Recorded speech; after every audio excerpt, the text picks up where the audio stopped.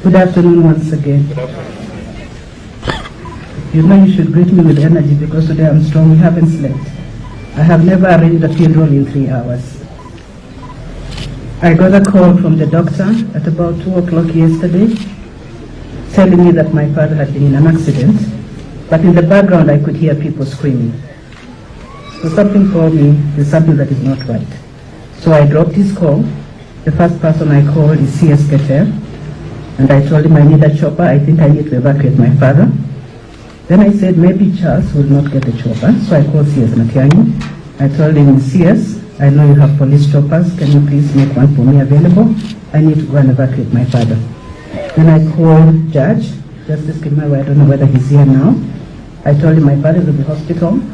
I don't have a car at home. Can you please go and check what's going on? And air ambulance is on the way.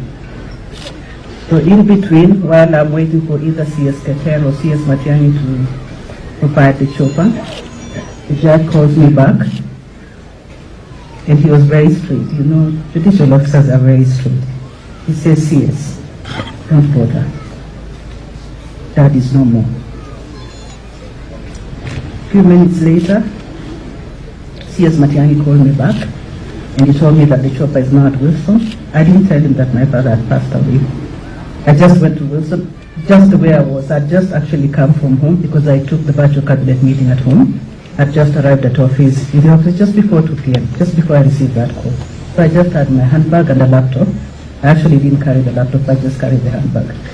And I headed straight to Wilson, got in the chopper. That's when I texted CS Matiang'i and I told him, I'm sorry CS, my father didn't make it. I think he was in a function, so he didn't reply. He called me and I was airborne, so I couldn't hear him, so I told him I'll call you back.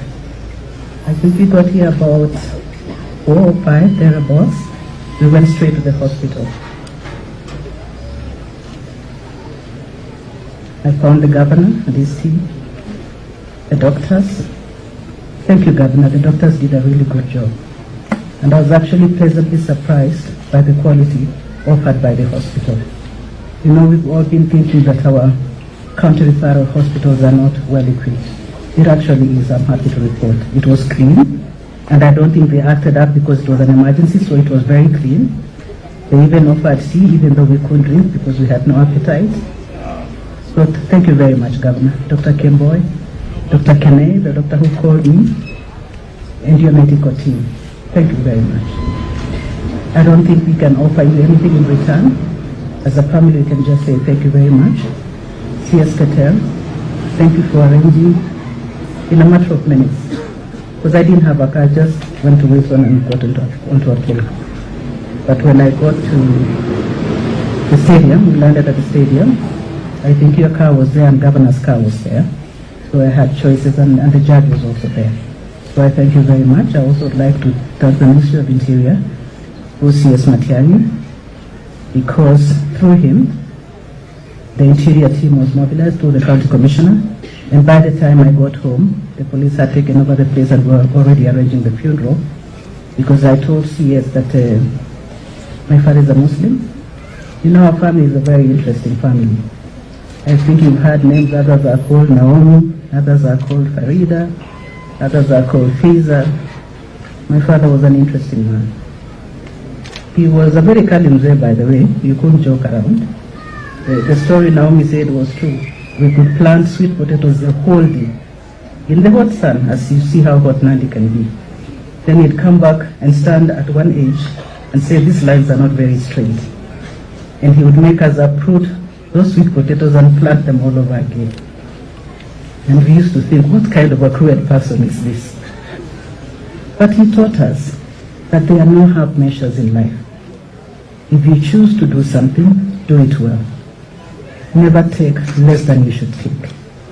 So we would beautifully uproot those sweet potatoes and plant them all over again.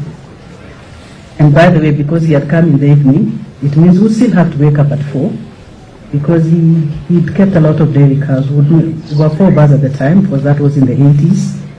Would milk 56 cows before going to school by hand. There was no machine.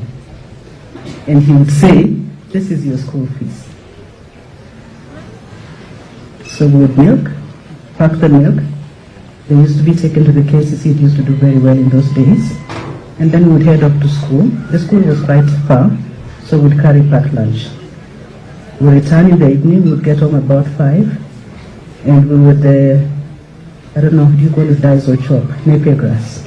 Because you have to feed the cows, then shower, then make dinner, then do your homework, then sleep and wake up at 4. So you can understand why we thought that my father was a cruel man. But he wasn't. I think if it wasn't for him, we would not have turned out the way we did. If he wasn't strict, and by the even polishing your shoe, it had to shine. If your uniform had 2 lines, you had to re-iron it. He was like a policeman. And I think that's why I'm close to Commissioner Cherambos. My dad was a perfectionist. He was way too perfect. You could bring a glass, he would hold it up and say, this glass is not clean. Go and wash it again. And that's where I got my stickler for detail and being a perfectionist. Sometimes the staff I work with think that I'm way too much. But I am not. Why should I settle for less? If I can get A, why should I get B? And those are the values we should teach our children. I think our generation of parents has somewhat not done as well as our parents did. Because we provide everything for our children. Everything. And this is my son, Moses. I provided everything for him. Maybe I should have made him uproot the sweet potatoes the way I did. But he told me one day, I told him in the 80s, sometimes you go to school without shoes. And he told me, but Mom, you're not expecting me to walk without shoes in the year of our Lord 2000 and something. So times have changed. Our kids are now fully digital. But I think as parents, we also have to try to maneuver a little bit. Because maybe we should hold their hands a bit more. So sometimes when you're growing up, you may think that your parents do not love you. In the community that I come from, it's very difficult, and Charles will tell you, for a man to say I love you. So even if the father loved their children, they would never say it. Maybe they would just show it by paying your fees, by making sure you're not hungry, sleeping hungry, those kinds of things. And my father would say one thing, that his work is not to look for a school. Kazi yako ni kupata grade, na yeye atafute pesa. So if you failed, you didn't go to my father to say nitafutie shule. If you didn't do well, go and look for the school, he will look for the money. That was his philosophy. And I think that is one of the values that I took away from my father. You really must do your part. Don't expect other people to pull the weight for you when you've not done your part. So colleagues, I want to thank you very much. This was the fastest funeral ever arranged. I think we did it overnight with the governor. Thank you very much, Governor. Governor gave up Alilala Satisa, and then he left me with a gentleman called Victor. Victor, where are you? He's somewhere. And we were calling people up at 3 a.m., 4 a.m., because the chairs you were sitting on were being mobilized like 4 a.m. The tents were putting them up at 5 a.m. That program we were editing even at 6 a.m.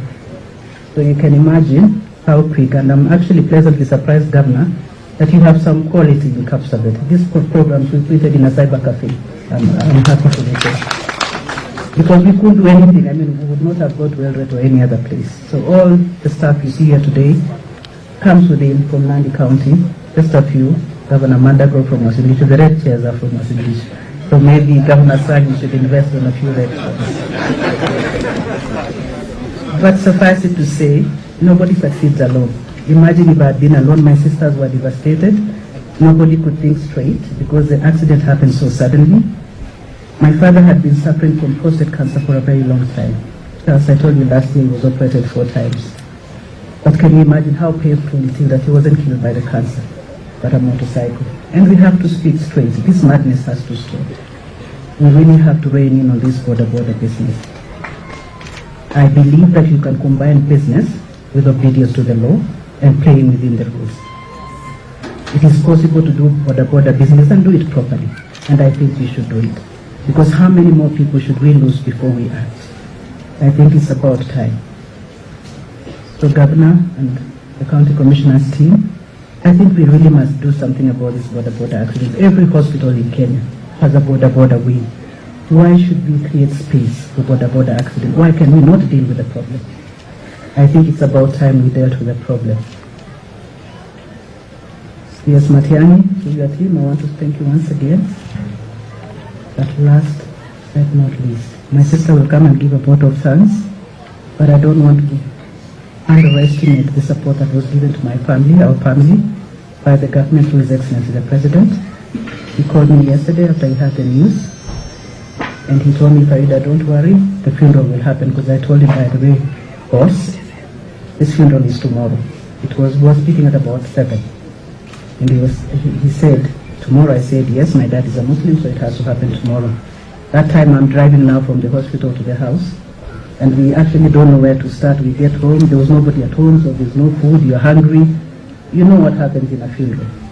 So I really want to thank everybody that took part in making sure that we put together a decent send-off for my father in just a few hours.